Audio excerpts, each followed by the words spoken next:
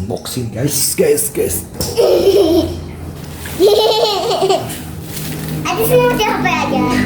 Bab 1741 Elang berkabut. Zhou Di mendengar kata-kata Jiang Kufeng dari jauh, tanpa sadar bergidik, dan kembali menatap Jiang Kufeng. Melihat mata Jiang Kufeng yang penuh berkah, Zhou Di tidak tahu harus berkata apa, jadi dia berbalik dan pergi.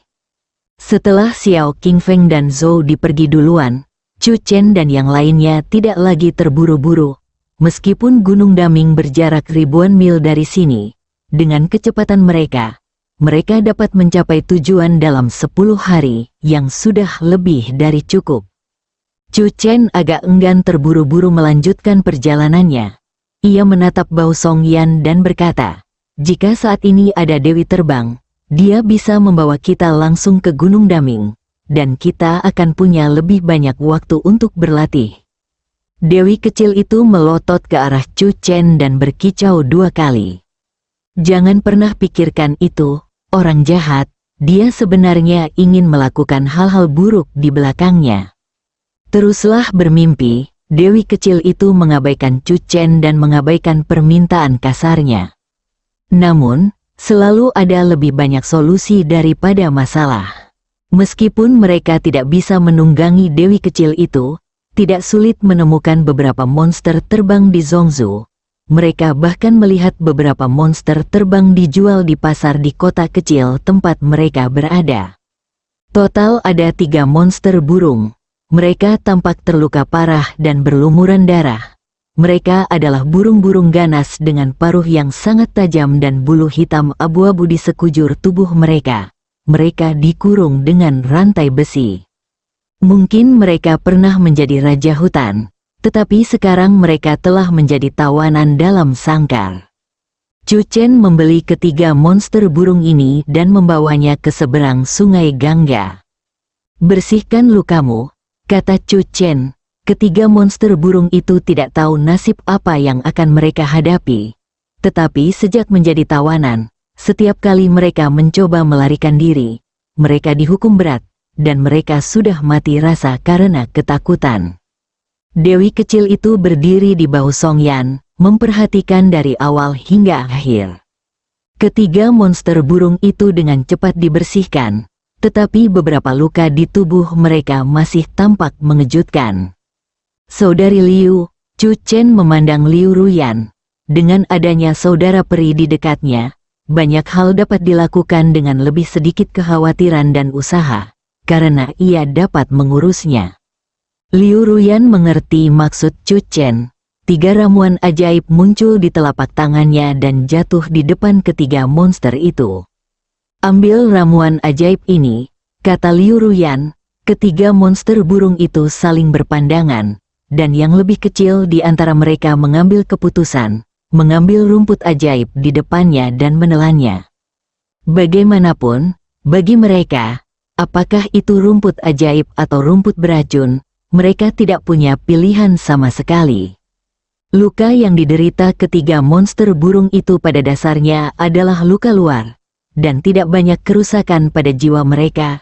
Ramuan ajaib yang diambil Liu Ruyan bisa dikatakan sangat efektif dalam menyembuhkan luka luar. Monster burung yang baru saja meminum ramuan ajaib itu merasa seolah-olah tubuhnya diselimuti cahaya suci. Rasa sakit di tubuhnya mereda bagai air pasang, dan luka-lukanya sembuh dengan kecepatan yang hampir tak terlihat oleh mata telanjang. Ketiga monster burung itu semuanya tercengang. Mereka tidak mempunyai peluang untuk mendapatkan ramuan dan obat-obatan ajaib tingkat ini. Tetapi manusia di depan mereka sebenarnya menggunakannya untuk menyembuhkan luka kulit mereka. 2 monster burung lainnya bahkan enggan meminum ramuan ajaib itu. Begitu berharga, cepat ambil semuanya. Chu Chen tak kuasa menahan desakan. Kedua monster burung itu ragu sejenak, tetapi tetap menerimanya. Cahayanya bersinar. Ketiga monster burung itu telah pulih ke kondisi puncaknya. Tentu saja, kekuatan mereka tidak layak disebut-sebut di mata Chu Chen dan kelompoknya. Silakan perkenalkan diri kalian, Jiang Kufeng berbalik dan menatap ketiga monster burung itu. Apa impian kalian? Oh, tidak. Apa keahlian kalian? Ketiga monster burung itu sebenarnya adalah elang halus yang hidup di pegunungan sekitar lembah Sungai Gangga sepanjang tahun. Ini adalah spesies burung yang belum pernah didengar oleh siapapun. Spesialisasi dari alam dewa gila, elang berkabut. Jiang Kufeng mengangguk, lanjutkan. Yang kami kuasai adalah terbang. Tepat ketika semua orang mengira ini omong kosong, Misty Eagle menambahkan, kami dapat terbang lebih tinggi dan lebih cepat daripada burung lain sejenis kami. Chu Chen tersenyum, inilah yang kita butuhkan. Kaulah elang yang kuinginkan. Jiang Kufeng berhenti sejenak dan bertanya, apa arti terbang bagimu? Setiap orang, saya merasa mereka tidak berada di saluran yang sama dengan Emperor of Music. Bahkan Liu Xiwan pun tercengang. Apa sebenarnya yang ditanyakan saudara Feng? Chu Chen memahami Jiang Kufeng dan meliriknya. Saudara Feng, bukankah kita sedang merekam suara alam dewa gila sekarang? Jiang Kufeng terbatuk. Chu Chen berkata bisnis. Jika kau membawa kami ke sekitar Gunung Daming, kau bisa mendapatkan kembali kebebasanmu. Begitu kata-kata itu terucap, ketiga elang halus itu terkejut. Aku tak dapat mempercayainya. Pihak lain membelinya dengan harga tinggi hanya untuk membiarkan mereka pergi ke Gunung Daming. Apakah ini benar? Salah satu elang berkabut yang lebih tua suaranya bergetar. Dia adalah yang tertua dari dua elang berkabut lainnya. Beberapa waktu lalu, dia membawa mereka ke tebing di luar suku untuk berlatih terbang jatuh ekstrim, dan kemudian keberadaannya tidak diketahui.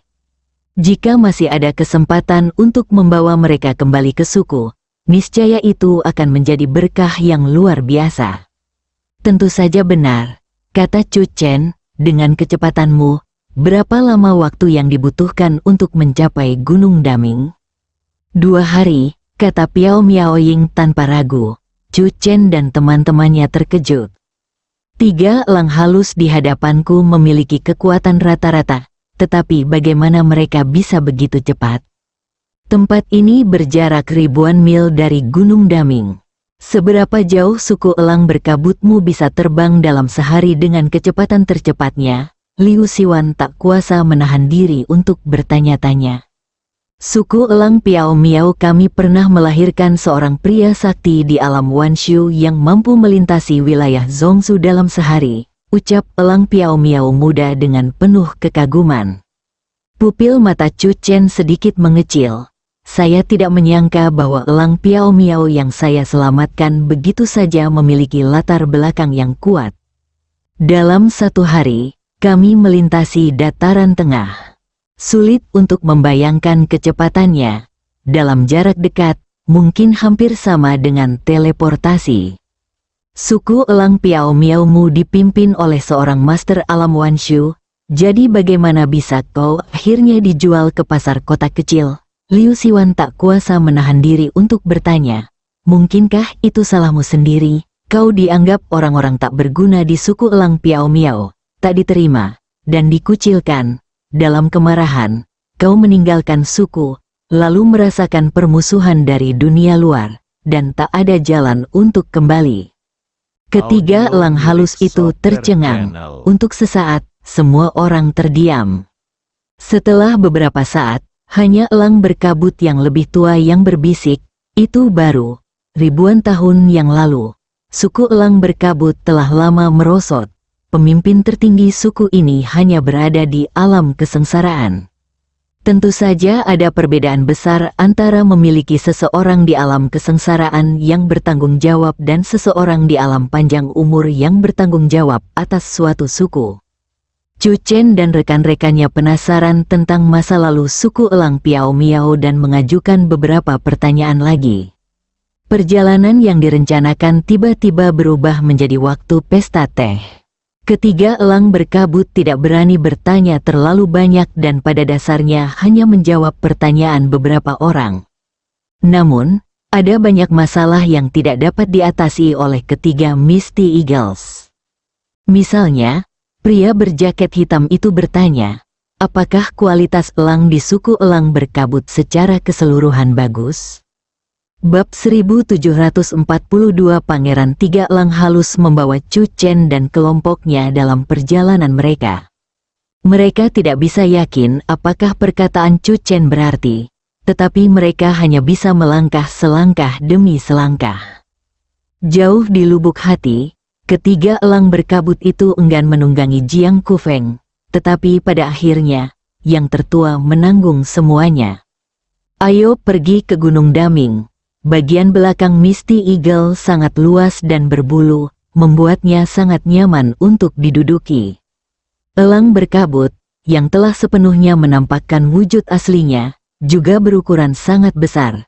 Chu Chen, Song Yan, Liu Ruyan, dan dua lainnya duduk bersama di punggung elang berkabut yang sama tanpa merasa sesak. Elang berkabut itu seolah ingin memamerkan kecepatannya. Setelah mulai terbang, ia langsung melesat. Jika Chu Chen tidak memperlambat Misty Eagles tepat waktu, ketiga Misty Eagles ini mungkin benar-benar bermaksud mengirim Chu Chen dan kelompoknya ke Gunung Daming dalam waktu 2 hari. Bagaimanapun, Xiao Qingfeng dan Zhou Di sudah pergi terlebih dahulu, jadi Chu Chen tidak terburu-buru untuk tiba terlalu cepat. Perjalanan sehari itu hanya 2000 mil, bagi Misty Eagle, ini terlalu mudah. Mereka bahkan belum menggunakan setengah dari kekuatan mereka. Ada kota di depan, mari kita beristirahat di sana, kata Chu Chen. Ketika mereka berada sekitar 10 km dari kota, tiga elang halus mulai mendarat. Kenapa kamu tidak pergi ke sana saja? Liu Siwan tak dapat menahan diri untuk bertanya. Elang eterik tertua bernama Ying Changkong. Ketika mereka mendarat, ketiga elang eterik itu berubah wujud menjadi manusia. Ying Changkong tampak seperti pria paruh-baya, sementara dua lainnya tampak seperti remaja.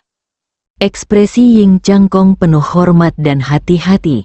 Ia menundukkan kepala dan berkata, elang berkabut itu luar biasa cepat. Banyak manusia di wilayah Dewa Gila ingin menjinakkannya dan menjadikannya tunggangan. Kalau kita gegabah memasuki kota seperti ini, kita akan ketahuan dan mendapat masalah. Chu Chen mengangguk, kalau begitu, ayo kita pergi ke kota bersama. Bagi mereka, perjalanan 10 km bukanlah perjalanan yang jauh dan mereka dapat mencapai tujuan dalam waktu singkat. Kami tinggal di kota kecil itu selama 1 malam dan melanjutkan perjalanan keesokan harinya. Namun, ketika meninggalkan kota keesokan harinya, Chu Chen langsung merasa bahwa mereka benar-benar menjadi sasaran. Ada mata yang mengikutiku dari belakang. Chen, Jiang Kufeng berbicara. Ekspresi Chu Chen tetap tidak berubah. Umpan mereka keluar dan cari tahu tujuan mereka. Ada yang mengikuti kita. Ying Changkong tiba-tiba menjadi gugup. Dia khawatir identitasnya telah terungkap. Sekitar 10 km dari kota kecil itu, Chu Chen dan kelompoknya berhenti. Orang yang mengikutiku masih ada di sana. Tunjukkan jati diri kalian yang sebenarnya dan bersiaplah untuk melanjutkan perjalanan, kata Chu Chen. Tiga elang halus muncul pada saat yang sama. Pada saat itu, sebuah suara terdengar dari belakang. Itu memang elang berkabut. Pangeran ini sangat beruntung bertemu elang berkabut di kota sekecil ini. Sepertinya dia berdarah murni. Sekelompok lebih dari 10 orang berjalan menuju sisi ini. Ketiga elang itu bersamaan menjelma menjadi manusia. Menatap pendatang baru itu dengan pandangan waspada. Hati mereka pun ikut merasakan gelisah. Dia datang dengan niat buruk. Chu Chen juga melihat ke sana. Pemimpinnya adalah seorang pemuda yang menyebut dirinya seorang pangeran dan terdengar seperti dia memiliki latar belakang yang luar biasa. Saudara Feng, apakah ada raja di daerah ini? Tanya Chu Chen. Kepala intelijen Jiang Kufeng berpikir sejenak dan berkata, wilayah Zhongsu terbagi menjadi puluhan kabupaten. dan setiap kabupaten memiliki seorang raja kabupaten. Lokasi kita saat ini seharusnya berada di Kabupaten Yuanheng di Zhongzhou. Dinamakan berdasarkan puncak Yuanheng dan sungai Yuanheng. Saat Jiang Kufeng menyebut kata Yuanheng, masih ada jejak kebencian di hatinya. Dia masih belum sanggup melepaskan rencana besarnya untuk mencapai puncak lewat air. Pada saat ini, lebih dari selusin orang telah mengepung Chu Chen dan teman-temannya. Pangeran muda itu menatap ketiga elang berkabut seolah-olah mereka sedang melihat harta karun yang tak ternilai. Kalian bertiga, elang berkabut, ikutlah denganku. Aku tidak akan memperlakukan kalian dengan tidak adil. Sang pangeran jatuh cinta pada elang berkabut. Liu Xiwan menatap pangeran muda itu dengan tatapan bingung. Benarkah sang pangeran hanya memiliki elang berkabut di matanya? Kalau saja Ying Changkong telah diperhatikan oleh sang pangeran ketika dia berada di dalam kandang di pasar, tentu saja dia akan dipenuhi rasa terima kasih. Tetapi sekarang, yang lebih mereka inginkan adalah membawa Chu Chen dan yang lainnya terbang ke Gunung Daming dan mendapatkan kembali kebebasan mereka. Melihat ketiga elang berkabut itu terdiam, seorang pengawal di samping sang pangeran mengerutkan kening dan memarahi, "Dasar bajingan bodoh. Tahukah kalian siapa pangeran ini? Pangeran Dixun, putra ke-17 Pangeran Yuanheng." Maafkan aku." Chu Chen membungkuk. Pangeran Dixun masih tidak melihat Chu Chen dan yang lainnya. Tetapi alisnya berkerut, "Kenapa kau tidak mau mengikutiku?" Ying Changkong menjawab dengan bibir atas yang kaku, "Kita akan pergi ke Gunung Daming." Mendengar ini, Pangeran Dixun tidak bisa menahan tawa. "Kalian pikir kalian bisa pergi ke Gunung Daming dan bertarung demi teratai Tianqi? Oh, benar juga. Mungkin kalian bisa memanfaatkan kecepatan elang berkabut untuk melancarkan serangan kejutan," kata Pangeran Di. "Tapi lebih baik kalian lupakan saja. Ayahku bertekad untuk mendapatkan teratai Tianqi kali ini. Tak seorang pun bisa merebutnya dari Pangeran Yuanheng." Pangeran Dixun jelas bukan orang yang sabar. Melihat elang Piao Miao tidak bergerak, raut wajahnya menjadi muram. Kali ini, ia akhirnya melirik Chu Chen dan yang lainnya. "Apakah karena beberapa orang ini? Gampang. Aku akan membunuh mereka semua. Dan kalian tidak punya pilihan lain." Saat kata-kata itu terucap, Liu Xiwan, yang berada di samping Chu Chen, mengangkat alisnya. "Nada bicaramu terlalu besar." Liu Xiwan tidak senang. "Aku tidak mau repot-repot dengan si Pangeran Dixun itu. Kalau aku bisa menyingkirkannya, biarkan saja dia pergi." Namun tanpa diduga, Pangeran Dixun mengangkat pisau dagingnya ke arah mereka tanpa mengeluarkan suara apapun. Memperlakukan kehidupan manusia sebagai sesuatu yang tidak berharga. Sepertinya pangeran ini terbiasa merampas hak hidup orang lain sesuka hati. Liu Ruyan juga marah. Pangeran diterkejut sesaat, lalu tertawa terbahak-bahak. Raut wajahnya menunjukkan sedikit rasa jijik. "Mengingat statusku sebagai pangeran, membunuhmu sama saja dengan menghancurkan semut." Chu Chen yakin akan satu hal, jika bukan karena identitasnya sebagai seorang pangeran, dengan IQ pria di depannya ini, dia pasti tidak akan hidup lebih dari 10 tahun. Untuk saat ini, apakah sang pangeran dapat bertahan hidup tergantung pada suasana hati Suster Liu. Pangeran Dixun tampaknya ingin membuktikan sesuatu kepada semua orang, jadi dia melambaikan tangannya dan memerintahkan para penjaga untuk membunuh. "Kau pasti pemimpin tim ini. Aku akan membunuhmu dulu." Pangeran Dixun menatap tajam ke arah Chu Chen. Akan tetapi, begitu kata-kata itu diucapkan, Pangeran Dixun merasa seolah-olah dirinya langsung diselimuti oleh lapisan dingin. "Bunuh Chu Chen dulu." Beberapa orang di sekitar Chu Chen menyerang bersama-sama dan situasi meledak dalam sekejap. Para penjaga di sekitar Pangeran Dixun tidak lemah. Di antara mereka ada seorang prajurit 9 kesengsaraan, dan sisanya semuanya berada di alam kesengsaraan.